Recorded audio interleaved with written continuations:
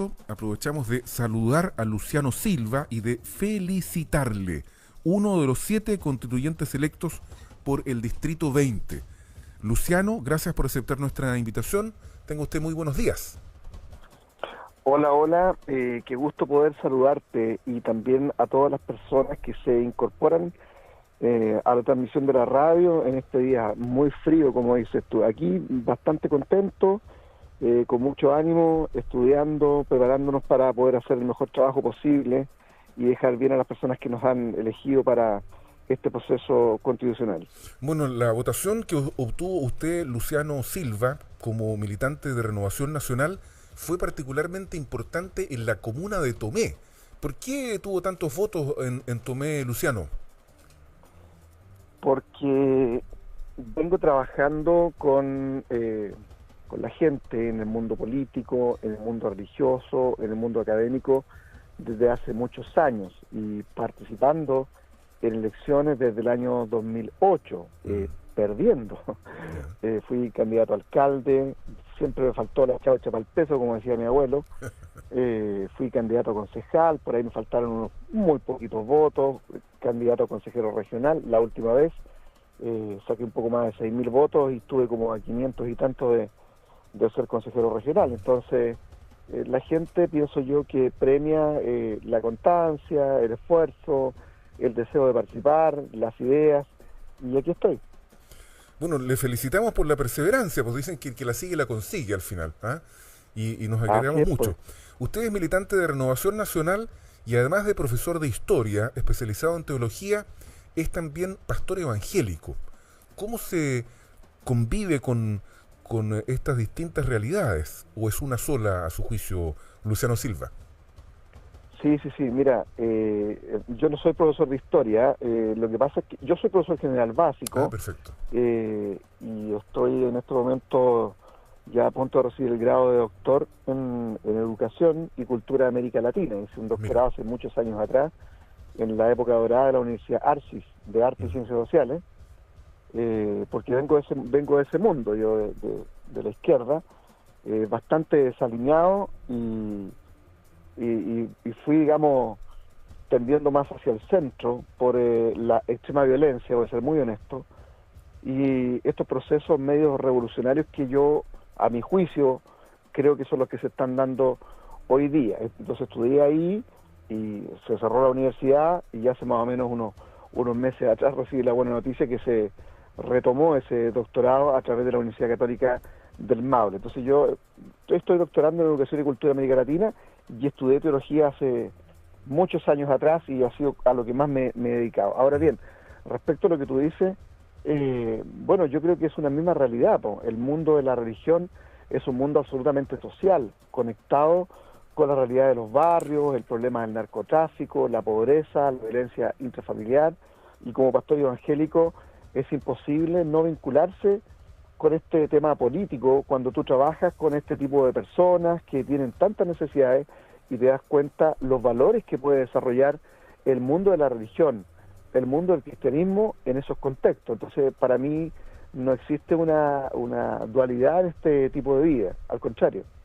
Bueno, esta evolución del mundo de la izquierda, porque la Universidad Arcis ha tenido una historia bastante triste, vinculada fundamentalmente al Partido Comunista, ¿cierto? Ha cerrado la Universidad Arcis en medio de escándalos financieros y otras cosas, y finalmente termina usted como militante de Renovación Nacional.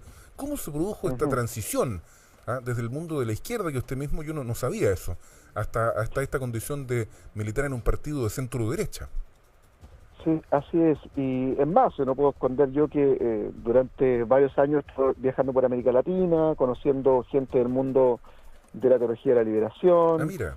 muy entusiasmado por apoyar a las personas que están en condiciones de pobreza, y vi, no puedo negarlo, gente muy comprometida en la izquierda con el mundo de los pobres, con las necesidades, pero vi mucha violencia. Mi padre, que en paz descansa, él me lo dijo siempre: Luciano, tú quieres ayudar a los pobres, quieres trabajar con la gente en necesidad, y con estas personas con las que tú te juntas vas a coincidir en varios puntos, pero siempre te vas a dar cuenta que ellos quieren conseguirlo a través de un camino que no es el tuyo, como pastor evangélico. tarde o temprano te vas a dar cuenta. Mi padre fue marxista y él dejó el marxismo. Yo como joven, apasionado, no quise oírlo. Sí, yo por eso me llamo Luciano. Mi papá conoció a Luciano Cruz, el fundador del MIR, por eso me puso Luciano, y Ernesto me puso por Ernesto Che Guevara. Entonces, pero bueno, el asunto es que en esa experiencia yo pasé lo mismo que mi padre, me sentí muy mal, quedé sin militar en ningún lado, muy molesto, y en ese proceso me encontré con los muchachos del Grupo Águilas, que son evangélicos, que participaban en un sector bien conservador de RN, y quise apoyar lo que ellos estaban haciendo por ser evangélico, pues yo soy evangélico, y me volví uno de los importantes del equipo de campaña, de la jefatura de campaña de la diputada Francesca Muñoz, en ese tiempo en que ella no era diputada. Y la logramos sacar con buenas ideas que ella tenía de trabajar con los sectores vulnerables de nuestro mundo especialmente, y terminé ahí militando en RN hace muy poco tiempo, o sea, muy poquito tiempo que yo soy RN. Más bien lo que siento es que se me abrió un espacio ahí gracias a estos hermanos evangélicos para poder yo desarrollar mis pensamientos y mis ideas a favor de la gente más vulnerable. Se presentó este proceso de estallido social, de todo esto que está aconteciendo, de lo cual yo tengo una interpretación bastante particular, y estoy aquí, po. Yo creo que aquí hay una causa muy buena, hay una posibilidad muy interesante de cambiar la Constitución, pero también eso está rodeado de mucha violencia y de una militancia de extrema que me parece peligrosa en este proceso para Chile. Pero las cosas son así, estamos acá y hay que tratar de dar lo mejor por el país. Luciano Silva, ¿y qué idea va a defender usted en la Convención Constitucional? ¿O qué postura será la que marcará probablemente su aporte en este órgano colegiado? ¿Su condición de pastor evangélico? La condición de ex izquierdista, en donde conoció profundamente la teología de la liberación, de acuerdo a lo que usted mismo nos sostiene, o esta visión, a mi juicio, ultraconservadora que tiene este grupo Águilas de Renovación Nacional, porque tiene varias almas en una misma persona, o por lo menos distintas vivencias.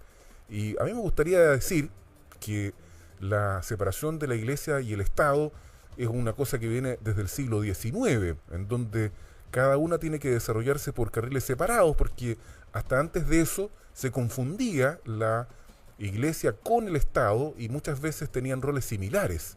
Sin embargo, ahora se dice que el Estado no se mete con las iglesias y las iglesias no lo hace con el Estado. Eso muy en resumen en qué consiste este principio de la separación entre la Iglesia y el Estado. Las leyes laicas de Domingo Santa María, 1870, más o menos. ¿Por dónde va a ir su camino en la Convención Constitucional, Luciano? ¿Estoy lleno de prejuicios yo, como usted ve? Sí, un poquito después en realidad de Domingo Santa María, pero sí en su gobierno. El asunto es como dices tú, po. Nosotros no estamos en contra de la separación del Estado de la Iglesia, al contrario, desde que se separó el Estado de la Iglesia en 1925, la Iglesia evangélica creció exponencialmente. Entonces a nosotros los evangélicos nos hace muy bien que esté separado el Estado de la Iglesia. El asunto es que lo que se está intentando proponer ahora, y en lo que yo comprobé en mis debates con otros candidatos a constituyentes, que lo que se quiere imponer es un Estado laico al estilo francés. Ese es el problema. En Francia desaparece del aparato público todo lo que tiene que ver con el mundo religioso. Y eso es lo peor que le puede pasar a los sectores más vulnerables de nuestro país, que son atendidos por la Iglesia evangélica y por Iglesias católicas y otros grupos religiosos en espacios donde no llega el Estado y donde no llega el discurso progresista, donde no llega el Partido Comunista, donde no llega el Frente Amplio, y te lo digo habiendo vivido yo esa realidad. Sí, claro, pero perdón, Luciano, pero estoy hablando. Sí, pero disculpa que lo interrumpa, pero digamos, las iglesias deben asistir el alma de las personas, no tienen que hacer cumplir funciones estatales, son cosas distintas. Teólogo, entonces, ya no sabía eso, porque no es así, pues no debería ser una afirmación, debe ser una pregunta a mí que soy teólogo, creo yo. Pero la iglesia se preocupa del bienestar espiritual y físico de las personas. El trabajo de la iglesia es un trabajo integral, porque el ser humano es un ser integral, compuesto de espíritu, de alma y de cuerpo. Y es por eso que las iglesias no solamente trabajan recomponiendo situaciones espirituales de la gente, sino trabajando con los matrimonios, trabajando con problemas de la droga, rescatando gente del alcohol, sacándola de la violencia. Entonces, esa dualidad con la que la gente política enfrenta a los evangélicos tiene domicilio político. tiene domicilio político. ¿Y cuál Nosotros sería somos personas que estamos trabajando en todos los sectores. Y la Iglesia Evangélica, mira, un pequeño ejemplo, en los sectores públicos donde realiza su trabajo, en los hospitales, en los cementerios públicos, en las cárceles públicas, por ejemplo, recupera 8 de cada 10 personas que se convierten al Evangelio nunca vuelven a reincidir, nunca. Estadísticas de Gendarmería, sociología de Gendarmería. ¿Tú conoces una política pública? ¿Conoces algún proyecto del país que rehabilite 8 de cada 10 reos? No existe eso. Entonces el trabajo que hace la Iglesia en estos sectores es muy importante. Y si se instala un Estado laico al estilo francés, no nosotros la Iglesia, sino la gente más vulnerable es la que va a quedar sin ese brazo de apoyo tan necesario hasta el día de hoy. Entonces yo lo que voy a hacer en esa convención constitucional es a defender lo que tú dijiste hace un poco, el alma, pero el alma de los chilenos y de la sociedad humana, la libertad de conciencia, la libertad de expresión, la libertad de culto, el derecho preferente de los padres en la educación de sus hijos, la libertad de enseñanza, que son las bases de las sociedades humanas que son organizadas y modernas. Entonces, claramente, el pensamiento cristiano tiene que estar representado en esa escritura de esa nueva Constitución. Y yo soy el único pastor evangélico dentro de esos 155 personas que van a escribir esta Constitución. Bueno, esa es la visión de Luciano Silva, constituyente del Distrito 20, que efectivamente sacó una interesante cantidad de votos y que le va a permitir formar parte, al igual que todos los demás, con los mismos derechos de esta Convención Constitucional. Agradecidos por su presentación esta mañana, y estamos completando la visión de quienes nos van a representar en la Convención Constitucional, los 7 del Distrito 20, que comienzan a sesionar, todavía no se sabe cuándo, pero se supone que en el mes de julio, Luciano, ¿verdad? Sí, estamos esperando el decreto presidencial para la instalación y comenzar a discutir respecto del reglamento. Eso es lo que yo pienso que tiene bastante ocupado a todos los convencionales constituyentes. Tratar de entender cómo hacer ese reglamento, las propuestas que hay como 3 o 4 ya. Bueno, pues que le vaya muy bien, y que represente muy bien a sus electores. Es nuestro deseo. Muchas gracias a ustedes. Disponible aquí en Buena Costumbre para cuando lo desee. Y que tengan muy buen día. Será un agrado, gracias.